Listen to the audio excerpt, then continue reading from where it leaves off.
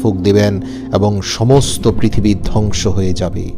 এ সম্পর্কে আল্লাহ তাআলা তার পবিত্র কালাম কোরআনে মাজিদে ঘোষণা করেছেন, যখন সিংগায় ফুঁক দেয়া হবে তখন আসমান ও জমিনে যা কিছু আছে সবই ধ্বংস হয়ে যাবে, কিন্তু আল্লাহ যাকে ইচ্ছে করেন শুধু তাকেই জীবিত রাখবেন। হাদিস শরীফে বর্ণিত আছে, ইসরাফিল ফেরেশতা সিংগায় মুখ লাগিয়ে আল্লাহ তাআলার আদেশের প্রতীক্ষায় আছেন এখনো। যেই মাত্র আল্লাহর আদেশ হবে তৎক্ষণাৎ সে সিংগায় ফুঁক প্রদান করবে।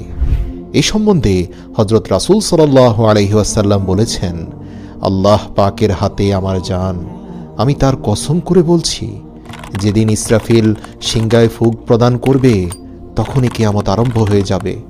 সে সময় যে ব্যক্তি খাদ্য মুখে দিয়েছে সে তা গিলতে পারবে না, যে কাপড় পরতে আরম্ভ করেছে সে তা শেষ করার সময় পাবে না।